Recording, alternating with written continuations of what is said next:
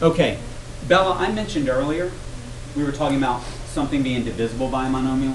In this case, it's not going to be divisible. We're going to do the division, but you're going to see we're going to wind up with things that aren't divisible. So, let's just break this first one. I'm going to write this a little bit quicker. We've got x cubed y minus 4x plus 6y. I said I was going to write it quicker, and now I'm not.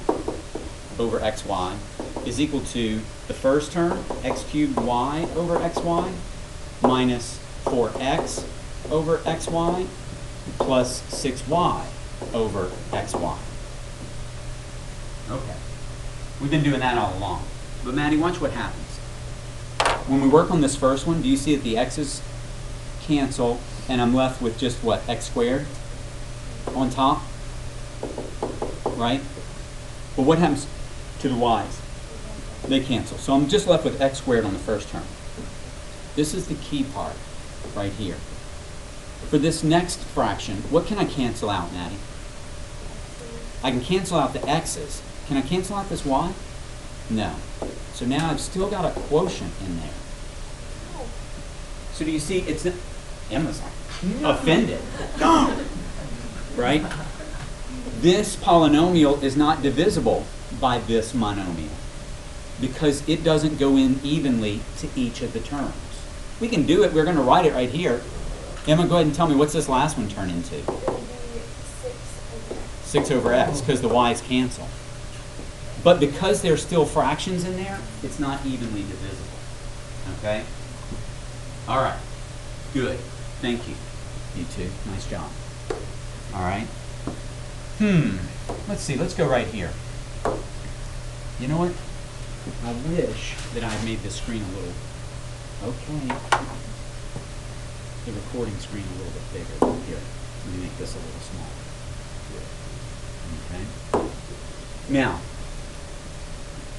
this is the second part of today's lesson. We're still doing the same kind of things, but now we're factoring. What they want us to do is, they want to take this polynomial and they want us to say, hey, what two things multiply to give us that? What are their factors? So for instance, if I take 15, I can break it down into 3 times 5. I have factored it. 3 times 5 gives me 15. They want to know, okay, what times what gives me that? They want us to factor. Here is what you do. Step 1, find the greatest monomial factor of 5x squared plus 10x. Well, that's easy. What number goes into 5 and 10, Trey? 5. 5. And what variables do they both have in common, Ryan? X, but just one x, right?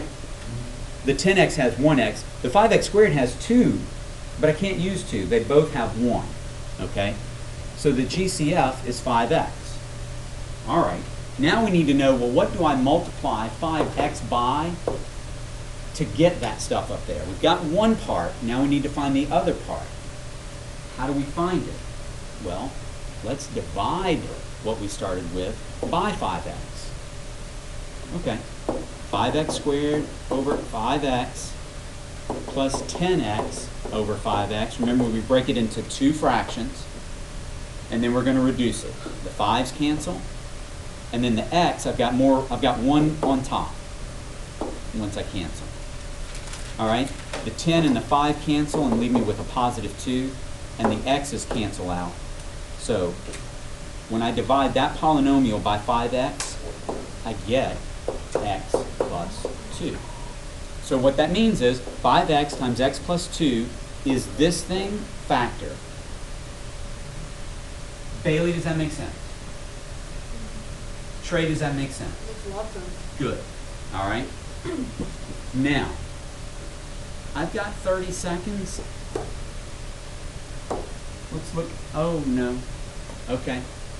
We're going to have to go to the next video to finish this one. All right? All right.